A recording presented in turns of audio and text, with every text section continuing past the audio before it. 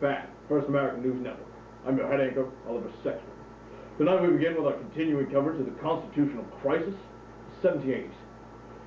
Throughout the country, the Federalists and the Anti-Federalists are raging in debate over the new drafted constitutional government. As debates rage throughout the 13 states, the Federalists seek the approval of but one more state in order to sanctify the new government.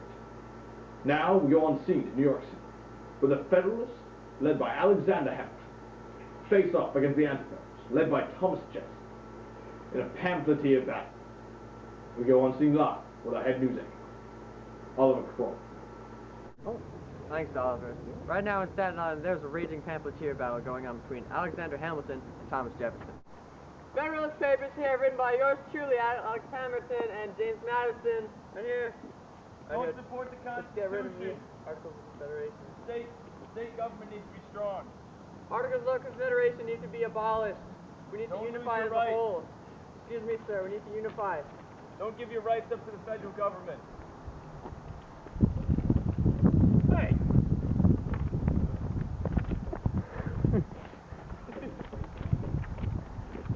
Federalist papers written by Hamilton and Madison are openly supporting the Constitution and everything they stand for, while Jefferson seems to think that the Articles of Confederation would fit this nation much better. We have them both in our studio, ready for open debate for you, the viewer. Thank you, Oliver. And now we head to Western Massachusetts, where conflict is raging, unregulated, by any form of authority, between dented Western farmers when they lash out against state banks. We go live to the front lines with our junior mustache correspondent, Oliver Snifflepants. Thank you, Oliver. I'm here with local farmer, Oliver Ramrod. So, Oliver, what is your opinion on how the state government of Massachusetts has handled this situation with Shea?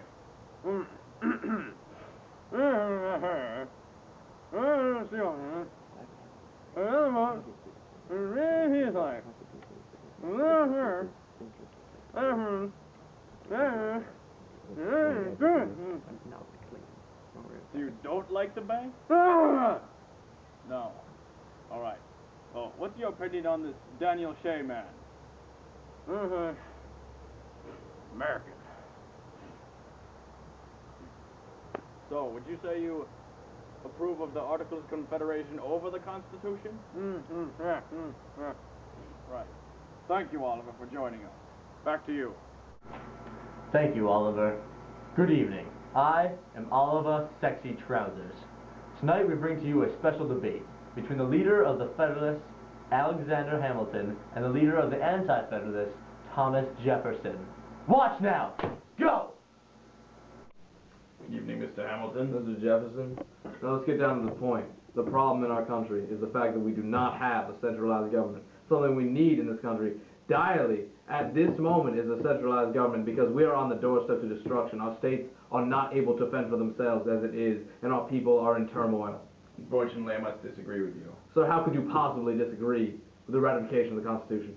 All right, the problem I see is, especially with states like New York, there's a great difference in opinion among the people of the state. Is the fact that with the Constitution, they would not directly elect the federal representatives. Although they can elect the state representatives, this state legislature would elect the federal representatives. And I find a problem that the people will not be choosing who represents them in front of the country. Mr. Jefferson, you cannot possibly be implying that we are not giving the people rights in government, because we are. They are electing representatives. Those representatives who have been elected by the people will then choose us as legislative members.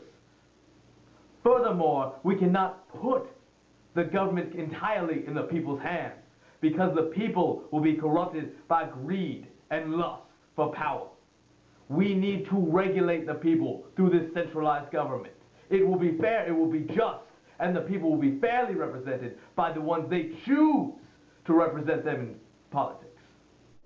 But I find it appalling that people would still not be able to directly participate in their government. For after all, isn't that what democracy really is? What you, Mr. Jefferson, are describing is indeed a democracy, but in no way would that system of government work in our country. If you were to fully invest the country in the hands of the people, it would be torn into shreds, because as you mentioned before, our country is very diverse, and the people would have conflicting interests that would stall the government in its tracks. What we need in government is a system of checks and balances that promotes the rights of the people, but at the same time prevents them from destroying it. The government that the Constitution is offering is the government we need. What you're suggesting is a large government that cannot recognize the local needs of the people. If we have a local government, it will be able to do whatever it takes to fit the needs of the people in their areas.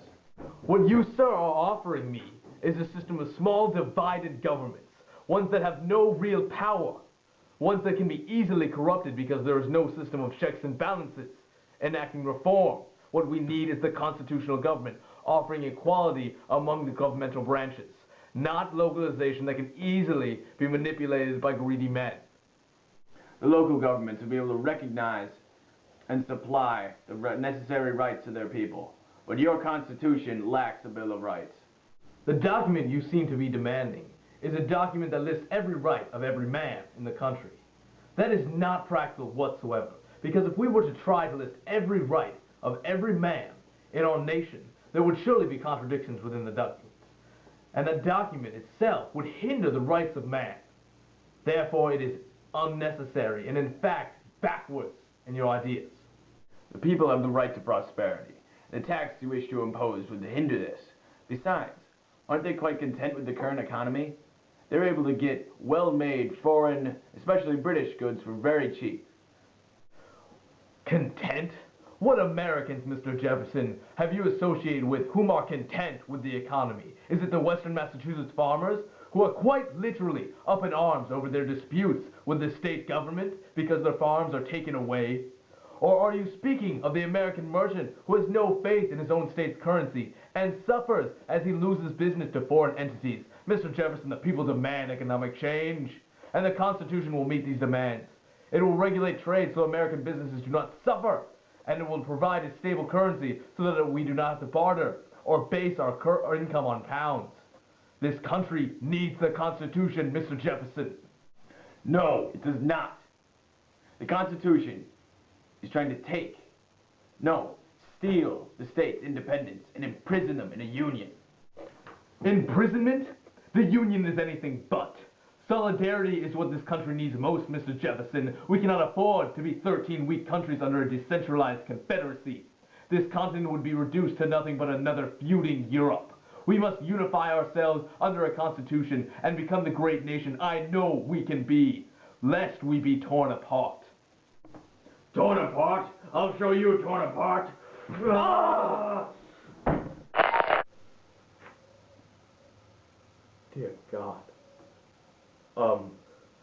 We will show. Will it be back?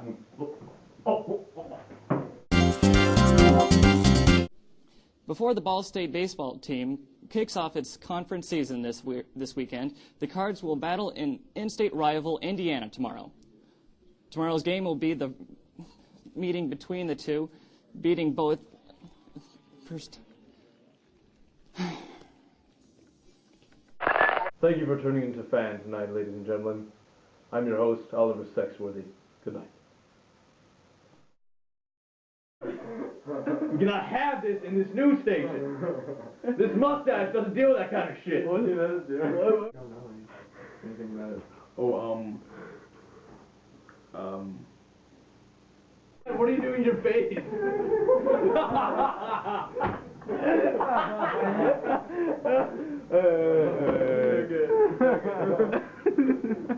Oh man.